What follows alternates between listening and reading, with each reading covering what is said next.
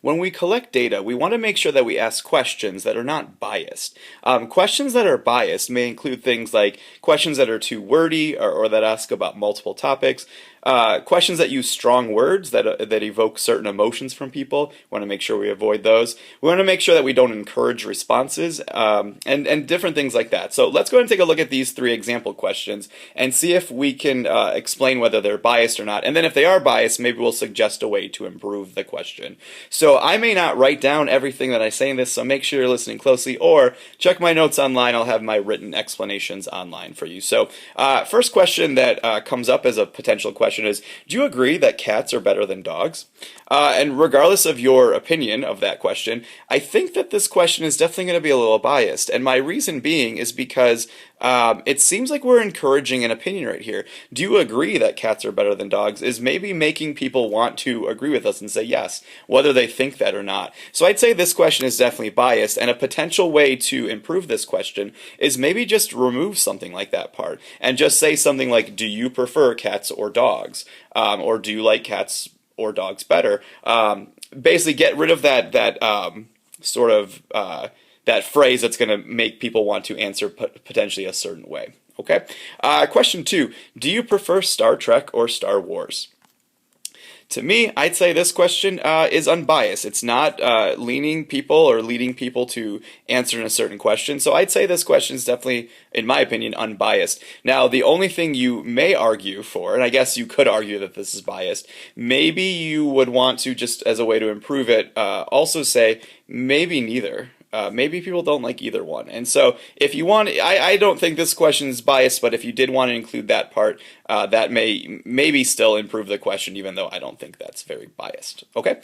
And then question 3, or example 3, we'll take a look at here. Should zoos release the animals that they imprison? This time, that last word right there is what's really getting to me. That word imprison is definitely a strong word. It's causing...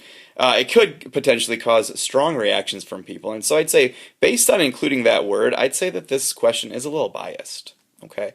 And a way to improve that, again, remove that word from the problem. Just maybe ask something like, sort of rewording it a bit, but maybe say, do you think, or do you feel that, do you think or feel that society should have zoos? Just leave it like that. Leave it open-ended. Don't include any of those strong words in there that may make people lean one way or another when they answer your questions. Okay? And then let's see. Let's take a look at one more thing down here, not really about bias, although it's along the same lines. When we're running an experiment, one thing we want to do is we want to make sure that our samples are random and representative of the entire population. So let's take a look at what's happened in this scenario down here. It looks like we've asked a survey, and see what the problem is and why this sample may in fact not be random.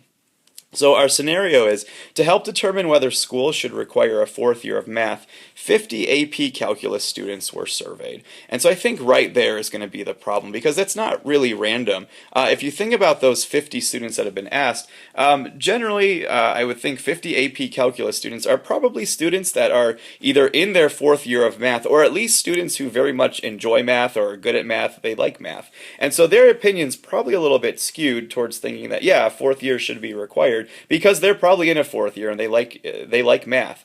That may not be representative of the entire community.